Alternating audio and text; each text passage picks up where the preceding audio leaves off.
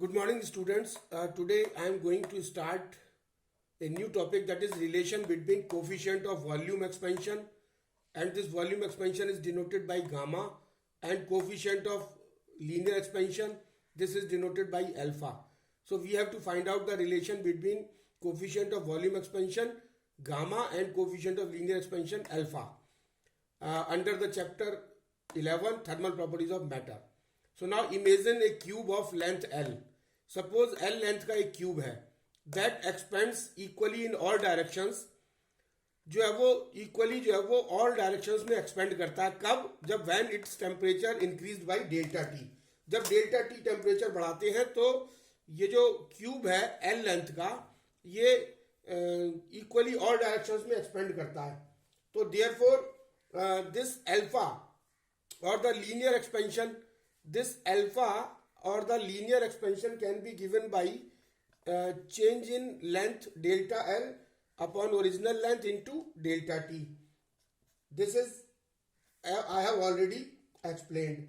Yeah, or we can say that delta L is equal to alpha into L into delta T. ये इस equation से आ जाता है.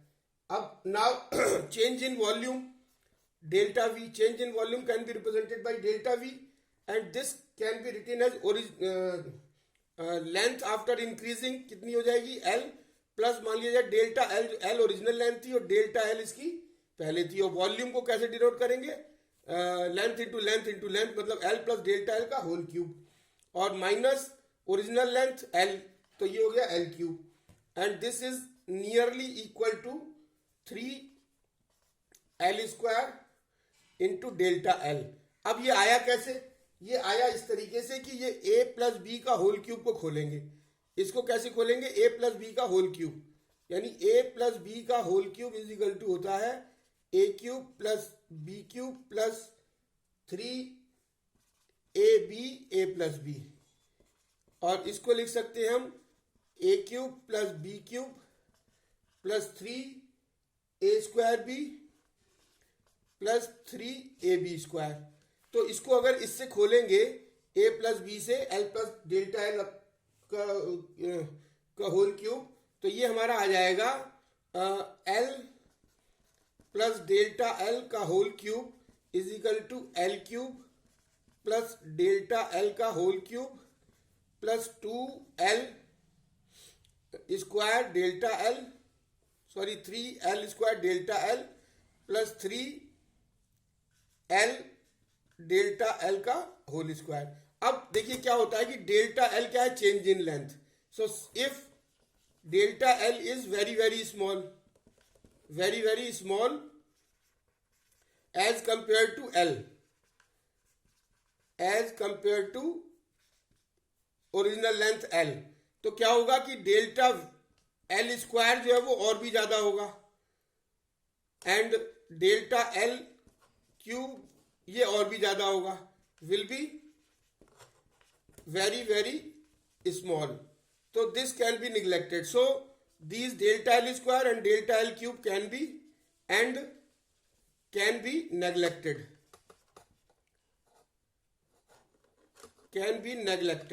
तो इसको जब हम इसको नेग्लेक्ट कर देंगे, डेल्टा L का होल क्यूब को नेग्लेक्ट कर देंगे और इस फिगर को नेग्लेक्ट कर देंगे, तो क्या रह जाएगा हमारे पास? ये हमारे पास रह जाएगा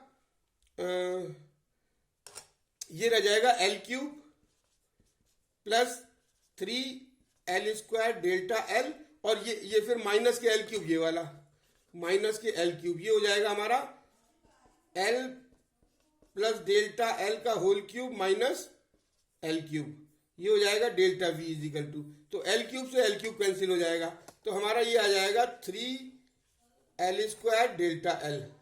तो ये हमारा ये यहां से आ गया कि delta V is equal to हो जाएगा 3L स्क्वायर डेल्टा L.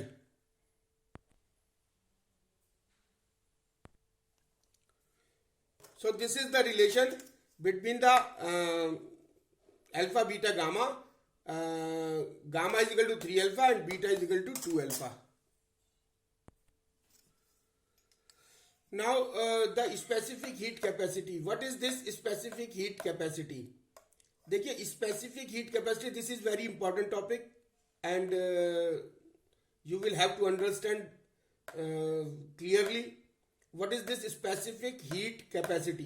देखिए the quantity of heat required to warm a given substance, यानी किसी भी सब्सटेंस को जब हम वार्म करते हैं तो क्या होता है कि कितनी हीट उसको वार्म करने के लिए रिक्वायर होती है, ये तीन चीजों पर डिपेंड करती है.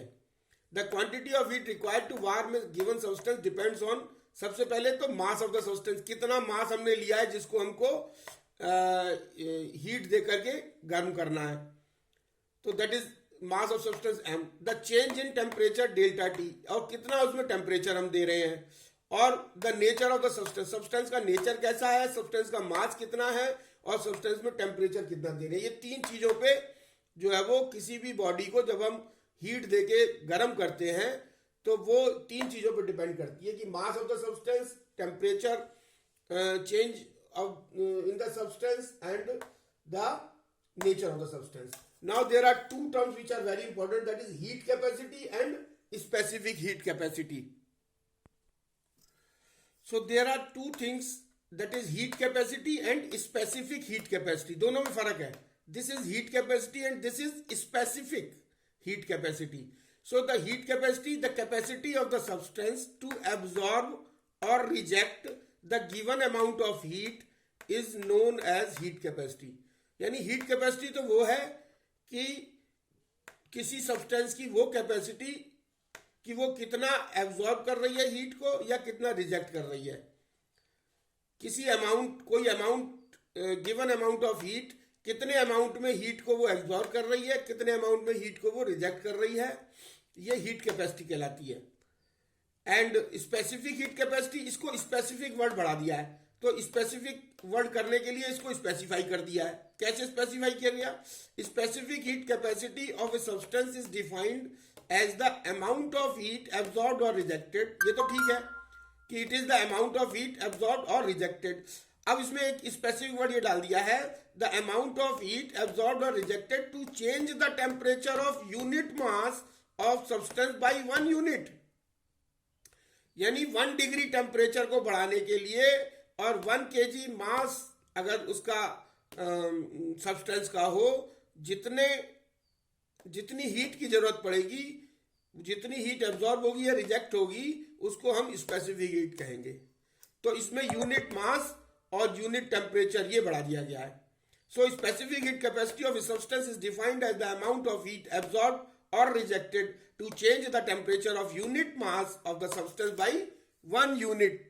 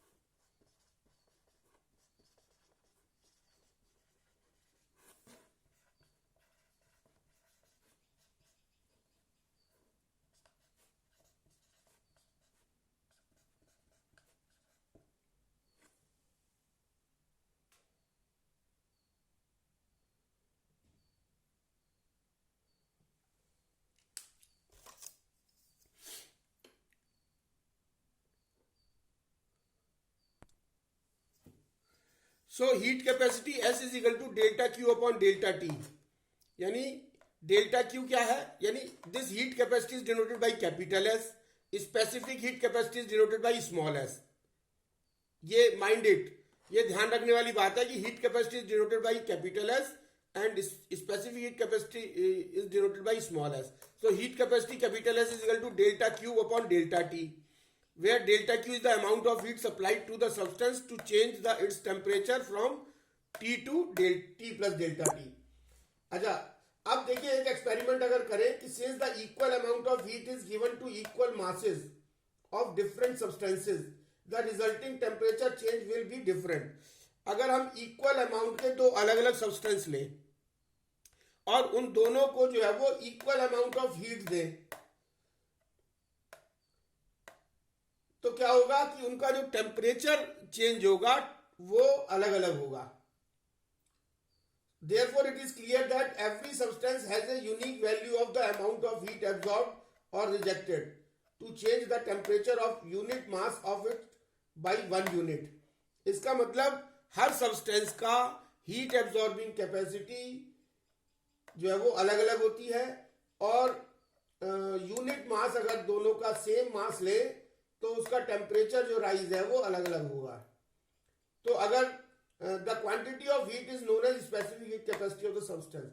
देखिए अगर delta Q amount of heat absorb और rejected by a substance of mass m, तो अब अगर स्पेसिफिक हीट कैपेसिटी की डेफिनेशन अगर हम करें तो what is this specific heat capacity, it is denoted by small S. So specific heat capacity is denoted by small S.